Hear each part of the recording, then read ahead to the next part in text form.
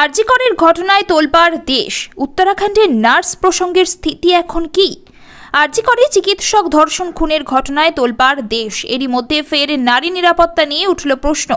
উত্তরাখণ্ডে এবার নার্সকে ধর্ষণ করে খুনের অভিযোগ উঠল। শুক্রবার পুলিশ জানিয়েছে, উত্তরাখণ্ড এবং উত্তরপ্রদেশের সীমানা থেকে উদ্ধার করা হয়েছে মৃতদেহ। পুলিশ সূত্রে খবর, গত 30 জুলাই থেকে নিখোঁজ ছিলেন তিনি। গত 8ই আগস্ট দীপদিবা গ্রাম থেকে তার দেহ উদ্ধার করা হয়। জানা গিয়েছে, অপরাধ করার পর অভিযুক্ত তার ব্যাগ থেকে টাকাসহ মোবাইল এবং অন্যান্য নথি লুট করেছে। গত 31 জুলাই ওই নার্সের বোন অভিযোগ দায়ের করেন। মোবাইল ফোনের টাওয়ারের লোকেশন এবং সিসিটিভি ফুটেজ দেখে ওই নার্সকে উদ্ধার করা হয়েছে। পুলিশ সূত্রে জানা গিয়েছে, পেশায় শ্রমিক অভিযুক্ত ধর্মেন্দ্র উত্তরাখণ্ডে কাজ করতেন। উত্তরপ্রদেশের বাসিন্দা অভিযুক্তকে গত 13ই আগস্ট গ্রেফতার করা হয়েছে। পুলিশ সূত্রে খবর, প্রচুর টাকার প্রয়োজন ছিল। টাকা লুটের উদ্দেশ্যে অভিযুক্ত পিছু নেয় ওই নার্সের। একটি নির্জন জায়গায় পৌঁছতে অভিযুক্ত জোর করে ওই মহিলাকে ঝোপের কাছে নিয়ে যান। যাতে পরিচয় গোপন থাকে তাই ওড়না দিয়ে মুখ ঢেকে দেন।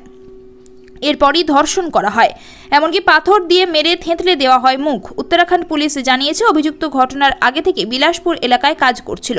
মহিলার পূর্ব পরিচিত ছিল না। ঘটনায় সন্ধ্যাবেলা নেশাগ্রস্ত অবস্থায় ছিলেন অভিযুক্ত। মহিলার থেকে টাকা লুটের উদ্দেশ্যে অভিযুক্ত তাকে ঝোপে টেনে নিয়ে যায়। মহিলা আত্মরক্ষার চেষ্টা করেছিলেন, ওড়না দিয়ে গলায় ফাঁস দিয়ে দেয়। এরপরই ধর্ষণ করা হয় তাকে। এদিকে আরজি কর হাসপাতালে চিকিৎসক ধর্ষণ খুনের ঘটনায় ফের জিজ্ঞাসাবাদ করে সিবিআই।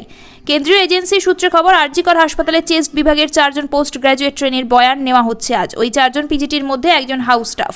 সিবিআই সূত্রে খবর, যে 4 জনকে ডেকে সল্টলেকের সিজিও কমপ্লেক্সে জিজ্ঞাসাবাদ করা হচ্ছে তাদের মধ্যে 2 জন পিজিটি। গত 8ই আগস্ট ঘটনার রাতে নিহত চিকিৎসককে শেষবার কখন কি অবস্থায় দেখেছিলেন তারা, ঠিক কি ঘটেছিল, কেন্দ্রীয় এজেন্সি সূত্রে খবর এই সংক্রান্ত বিষয়ে বয়ান নেওয়া হচ্ছে তাদের।